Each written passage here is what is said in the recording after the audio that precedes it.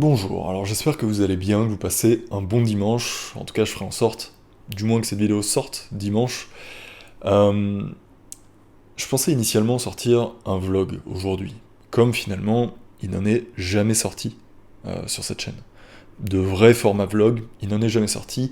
Il y a une raison à ça. La même raison pour laquelle ça sortira pas non plus aujourd'hui. Je vous expliquerai ça à la fin, c'est pas le plus important. Le plus important, c'est que pendant le tournage de The Log, j'ai vécu, je pense, la séance de musculation la plus éprouvante de ma vie. Éprouvante physiquement, nerveusement, c'était infernal. En fait, c'était infernal. J'en ai tiré des réflexions, et en plus, je pourrais un petit peu illustrer, puisque il y a les images du vlog. Réflexions que je m'apprête à vous partager. Et ça a été presque des révélations sur l'hypertrophie, la testostérone, sur tout ça. Sur les cures de testostérone, est-ce que je vais faire une cure de... C'est pas vrai, c'est pas du tout, je vais pas du tout traiter de ça, et je vais pas en faire non plus. J'ai de très bonnes prédispositions, j'ai rompu il y a pas longtemps, j'ai vu que les jeunes hommes sur TikTok faisaient ça. Rupture, hop, testo. Et j'ai trouvé ça un peu marrant. Il y a plein de choses marrantes que j'ai vues en fait sur TikTok. On abordera ça pendant la vidéo, mais il va pas du tout être question de ça. Au contraire, je vais peut-être même trouver une solution à ceux qui y pensent. J'ai pas forcément envie de vous détourner de ça, vous avez sûrement vos raisons, mais attendez quand même la réflexion que je m'apprête à vous livrer. Voilà, peut-être que je vous en sauve, je ne sais pas. Voilà, pour le programme, c'était plus ou moins ça, expéditif, générique. Il n'y a pas de générique, vous en êtes douté, par contre il y a mieux que ça. Un nouveau projet que je vous invite à rejoindre, projet sous le nom de Paideia. Vous comprendrez le sens du nom, le sens de ce projet-là petit à petit. En tout cas, ça commence maintenant avec le début et la colonne vertébrale qui est une version écrite, un courrier que vous recevrez toutes les semaines et auquel je vous invite à vous abonner. Vous le trouverez dans la description en premier lien. Et on va pouvoir venir au cœur de la vidéo en commençant avec un petit peu de contexte autour de cette séance. Cette séance qui était si éprouvante. En fait, j'ai un ami qui est venu ici, Cameron de Rétromuscle. Peut-être que vous connaissez Rétromuscle, peut-être pas. Quoi qu'il en soit, à la fin de la vidéo, je ferai en sorte de vous suggérer une de leurs vidéos. Je trouve ça sympa. Moi qui suis pas amateur particulièrement du milieu purement musculation, il y a une approche qui est assez marrante avec le côté Golden Era, je crois qu'on dit comme ça, en tout cas, l'âge d'or de la musculation autour des années 70. Donc, cet ami est venu, et justement, lui, il est dans un milieu particulièrement purement musculation, on va dire. Même bodybuilding, parce qu'il a des amis qui en font, aussi parce qu'il est dans une salle un peu rétro, comme ça, vous voyez les salles, pas celle dans laquelle je suis, quoi, pas Basic Fit ou ce genre de choses. Il y a quelqu'un, tu vois, ouais, basique, ok. Faut aller dans les petites salles old school pour soutenir les mecs qui sont passionnés, tu vois. Souvent les salles old school, c'est des mecs qui font du bodybuilding et tout, qui vous proposent des vrais trucs. Donc autant y aller, ça a du cachet. T'es charismatique, fait dans une salle rétro. Si on a pas autant de chez toi, c'est malheureux, mais sinon voilà. Non, C'est agréable, un basique en fitness park récent, mais bon. Moi, je dirais pas agréable pour Basic. Ah ouais? Ouais. Bah, quand c'est vide, c'est bien, quoi. Ouais, il y a une bonne clim et tout, tu vois. Les salles avec une ambiance purement musculation, en tout cas, il est de ce milieu-là. Or, je ne m'étais pas rendu compte à quel point moi je n'en étais pas. Ce que je veux dire par là, c'est que les inspirations que j'ai eues, il y a des combattants, il y a la limite des powerlifters, en tout cas dans ceux que j'ai écoutés, il y a surtout Nassim Taleb, qui est ni l'un ni l'autre, qui est auteur. Il est auteur et c'est mon inspiration principale. Je dissémine un peu quelques-uns de ses conseils et je vais continuer à le faire. Et j'ai jamais non plus été dans un milieu très musculation. Socialement, je veux dire, quand je vais à la salle, j'ai mes écouteurs. Dans ma famille, personne ne l'est, dans mes amis, assez peu. Cependant, l'objectif que je me suis donné, là, il est de l'ordre, on va dire, du bodybuilding. Largement, la construction physique. Mais il y a une large part esthétique. Je parle évidemment pas de compétition, mais il y a une large part esthétique dans l'objectif que je me donne. Même si il y a aussi le côté fonctionnel, et c'est là où nos approches vont différer.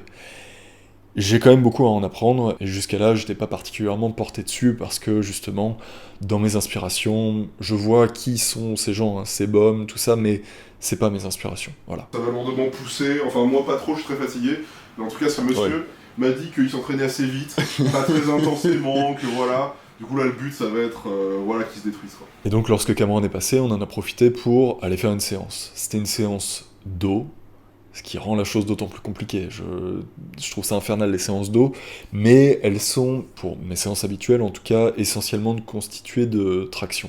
exercice que j'aime beaucoup, exercice qu'on n'a pas fait cette fois. On a fait plein d'autres exercices dos, et justement, ça c'est une des premières différences qu'il y a entre son approche et la mienne.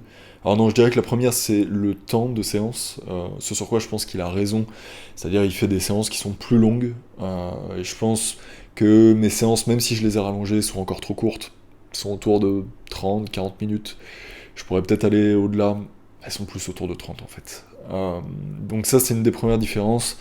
Deuxième différence fondamentale, et c'est la raison pour laquelle on n'a pas fait les mêmes exercices, les machines. Je n'aime pas les machines.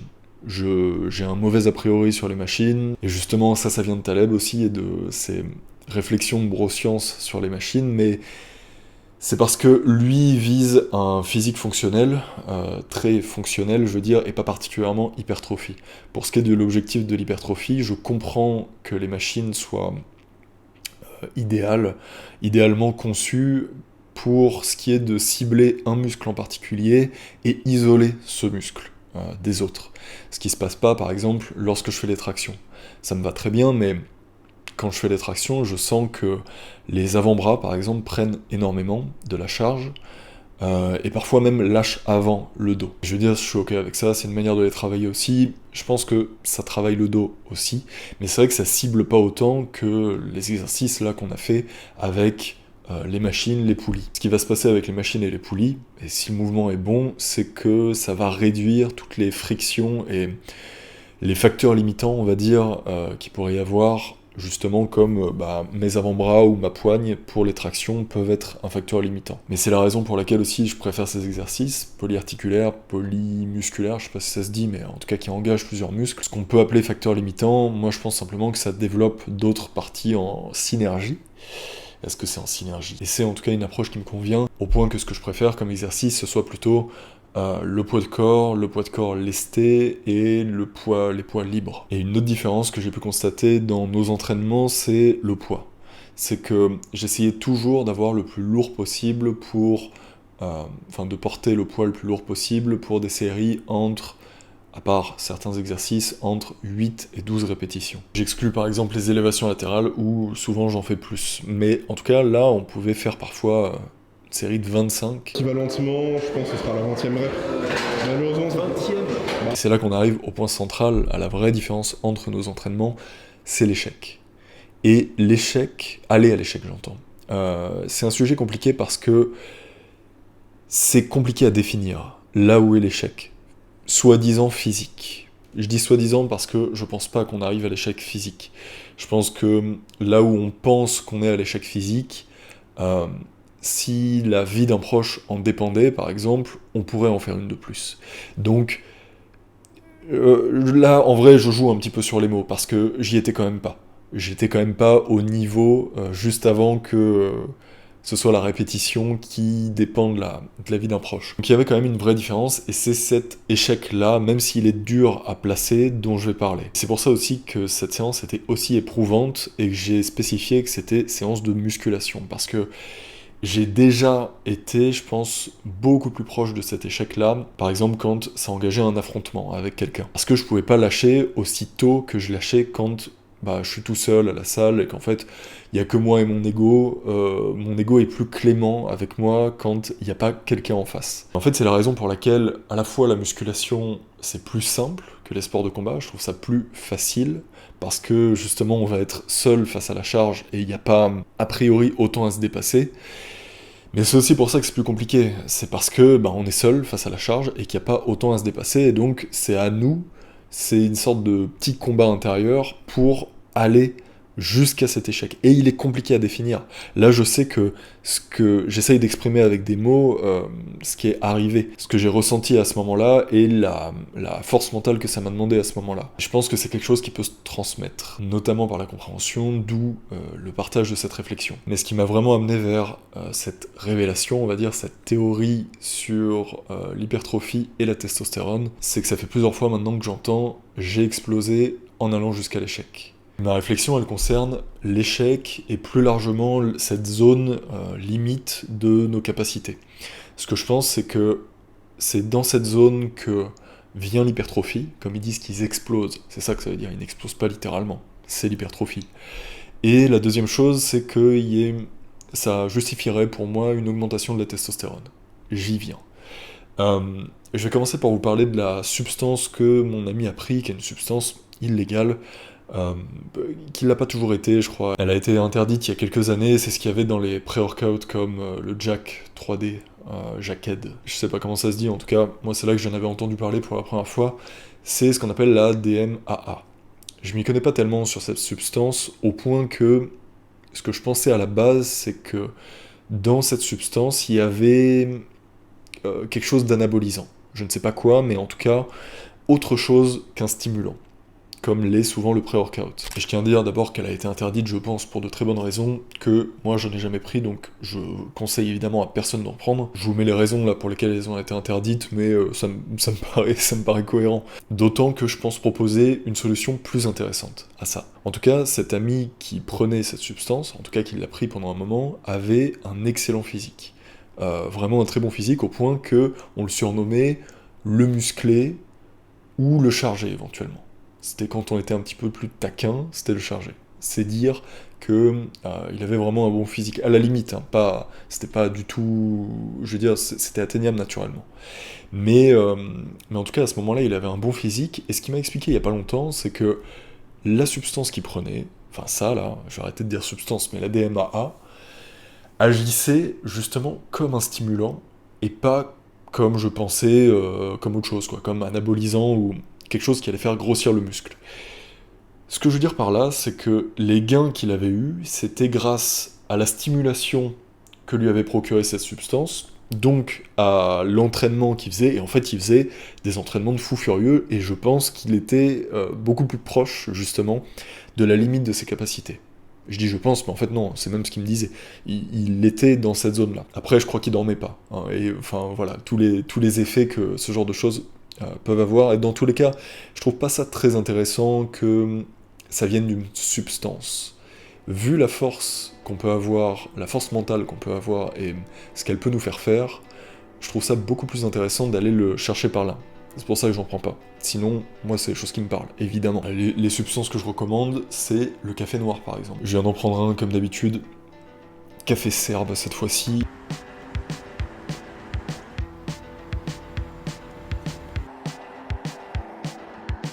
Est-ce que j'ai fait le tour de la question de la DMAA? En tout cas, le fait de comprendre que c'était simplement un stimulant, et donc, quelque part, que le mental pouvait nous pousser jusqu'à là, je trouve ça génial, je trouve ça très excitant même. Et le fait que le combat, même pour la musculation, ne soit pas tant physique, mais soit au niveau psychologique, au niveau mental. Je trouve ça génial. De toute façon, à chaque fois que je comprends plus ou moins quelque chose sur le corps, voilà, je deviens euphorique, je trouve ça extraordinaire. Ça n'a pas échappé. Et on en vient à ma théorie sur la testostérone. Que cette thèse que je vais sous-titrer Testostérone et adversité. Source, moi. Bon, la testostérone, c'est une hormone qui est assez connue pour que je ne la présente pas. Quoi qu'il en soit, elle est en baisse, notamment en France. En fonction des interprétations, on peut le voir comme un problème ou pas. Je pense que c'est un problème, c'est pas le thème de la vidéo. Et on a du mal, comme souvent, à y lier un facteur. On peut parler des perturbateurs endocriniens, de la nourriture, voilà, un manque de richesse nutritive, on peut même parler des guerres et notamment des conséquences des deux grosses qu'on a connues le siècle dernier. Quoi qu'il en soit, c'est assez difficile forcément de faire sur une population comme ça un lien direct avec l'un de ces facteurs. Et ça laisse donc la place à ma neuroscience, voilà, et à l'empirisme comme d'habitude. Si on regarde les différents facteurs qui vont influencer cette hormone, je les mettrais dans 3 catégories. Le premier, je dirais que c'est la génétique, en tout cas la partie héritée, qui fait qu'on va en produire plus ou moins. Ensuite, je mettrai l'alimentation, en fait, tout ce qu'on va ingérer matériellement et qui va qui va permettre au corps de produire cette testostérone. Donc il y a les plus connus, ça va être la vitamine D, le magnésium, le zinc, il y a des moins connus comme le sélénium, le boron, et tout ça on peut le retrouver soit dans la nourriture, soit se supplémenter pour avoir de bons apports. C'est un des facteurs, et je pense que ça peut rétablir un niveau normal de testostérone. Et on va arriver à la troisième catégorie, je dirais, et c'est à elle que je pense aujourd'hui, en tout cas pour cette réflexion, et je pense qu'elle est trop sous-estimée. En tout cas, j'en entends pas souvent parler, et ça va être... Et c'est aussi parce qu'elle est difficile à quantifier, c'est dur de faire des études dessus, mais ça va être ce que j'appelle l'expérimentation, et surtout la posture qu'on va avoir en face de cette expérimentation. Et le mot que je sous-entends, c'est l'adversité. Pour faire simple, je pense que le corps, pour produire de la testostérone, doit être dans une situation où c'est nécessaire de le produire. Et je pense que la baisse est liée au fait qu'on est de plus en plus dans des situations où c'est pas nécessaire de le produire. Voire même qu'en produire pourrait nous desservir. Parce qu'en fait, c'est pas pour rien, je pense, si le corps n'en produit pas, c'est que déjà, le corps est un feignant, toujours il va se mettre au standard le plus bas possible qu'on lui impose, et aussi parce que, en fait, il y a des situations où la testostérone nous désavantage. Il y a tout un côté risqué au comportement testostéroné. Et ça, on va le voir par rapport justement à la posture à adopter face à l'adversité. Face à ce que j'appelle donc l'adversité, une situation conflictuelle, il va y avoir... En tout cas, là, il y a 3 manières de réagir auxquelles je pense. L'affronter, fuir ou se soumettre. En tout cas, j'ai l'impression que toutes les réactions pourraient se mettre dans ces 3 catégories-là. Et je pense qu'il n'y a que dans la situation de l'affrontement où le corps doit être capable de produire de la testostérone, ou en produire. Que c'est pas nécessaire pour les autres, et surtout que, en fait, à l'inverse, justement, c'est là que c'est néfaste. C'est néfaste, en tout cas, pour notre survie, et je pense qu'il y a eu beaucoup de situations où, pour notre survie, il valait mieux ne pas avoir un comportement testostéroné. C'est dur à entendre, je pense, surtout pour l'option de la soumission, même pour la fuite en fait, pour les deux. Mais à mon avis, c'est quelque chose d'important à comprendre, même si encore une fois, c'est à prendre avec des pincettes. C'est une impression que j'ai, mais ça me semble en tout cas faire sens, et ça permet de comprendre ce qui se passe, j'ai l'impression. Que c'est le plus important. Après, pour savoir justement comment on va agir. J'ai oublié de mentionner la raison principale pour laquelle c'est intéressant de comprendre ces réactions qu'on pourrait avoir. C'est que en les conscientisant et en les comprenant, on peut mieux réagir en fonction des situations et pas subir des réactions qui parfois sont archaïques et des stress qui vont avoir pour conséquence de, je sais pas, nous faire ressentir immédiatement, enfin faire monter le cortisol alors qu'il n'y a pas forcément besoin de se mettre ni en position de fuite ni en position de soumission, et par cette prise de conscience qu'on peut affronter ce qu'on a en face de nous, que ce soit quelqu'un ou une situation. Parfois, le comportement sous testostérone a des avantages. Si vous voulez, par exemple, vous faire augmenter, ça peut être utile.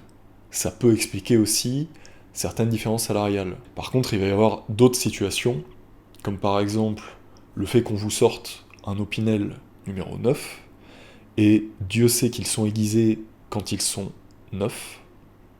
Il y a une répétition, mais je parlais de l'Opinel numéro 9 et de la nouveauté de l'Opinel. Ce que je veux dire par là, c'est qu'à ce moment-là, la réaction testostéronée qui est de l'affronter, il y a quand même pas mal à y perdre, et la fuite peut être utile. Et si on en revient au sport, et ça se comprend aisément avec les sports de combat, mais je pense qu'il y a un petit peu ça aussi dans la pratique de la musculation, on est dans ces situations conflictuelles, mais encadrées. Encadrées dans les sports de combat par un arbitre, qui fait en sorte qu'on ne meurt pas, et à la musculation, encadré, et c'est là que c'est plus compliqué, c'est par nous-mêmes. En fait, dans le sport de combat aussi, c'est par nous-mêmes. Mais dans la musculation, en fait, c'est encore plus encadré parce qu'il n'y a quasi aucun risque. On sait ce qu'on fait. Je pense que la musculation est un sport assez peu risqué.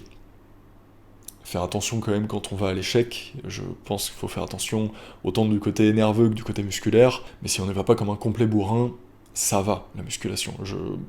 Il y a peu de chances de se blesser. En tout cas, j'espère avoir été clair dans cette démonstration. Je pense à peu près la même chose du stress.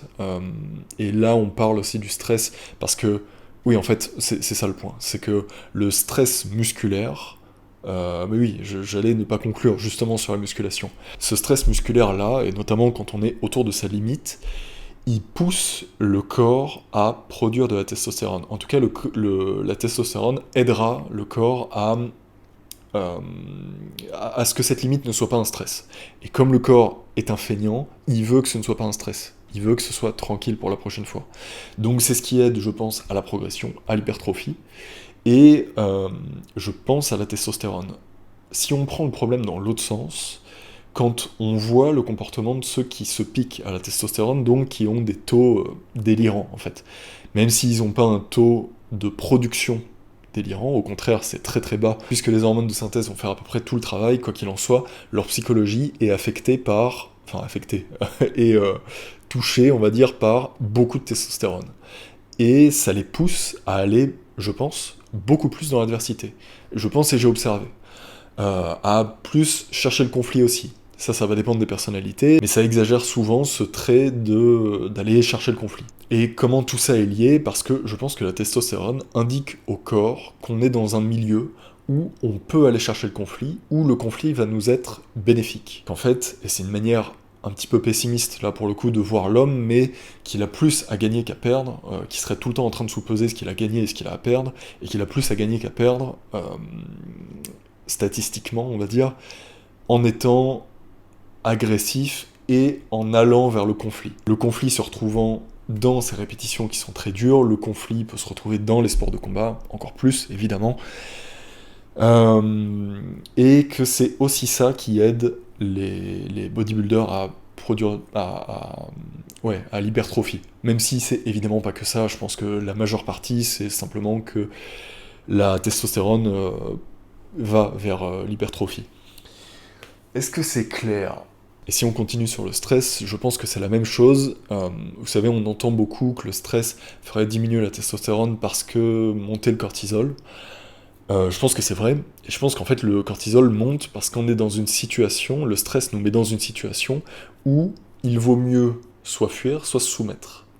Mais à mon avis, un stress qui nous pousse plutôt à rentrer dans le conflit et à penser qu'on peut gagner, lui, je pense, ne fait pas baisser la testostérone, au contraire.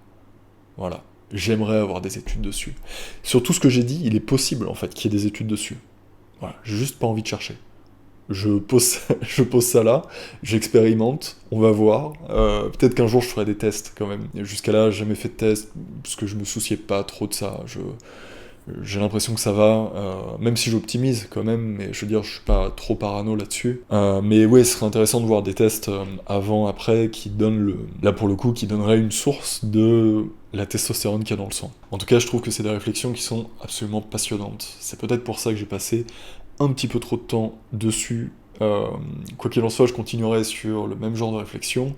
Également, elles continueront, ce sera pas exactement les mêmes, mais sur Paideia, est voué à s'étendre dans de multiples formats, dont le premier est le format écrit, l'un de mes préférés finalement, que je n'ai jamais fait. Et donc je vous réinvite à vous y inscrire, c'est le premier lien en description. Pour aller vite, je vais quand même répondre que j'y pense quand même. Sur la raison pour laquelle il n'y a pas de vlog qui est sorti aujourd'hui, en fait j'aime pas trop ce format, voilà, c'est la vérité, j'aime pas trop regarder purement les vlogs, j'aime bien ce format-là.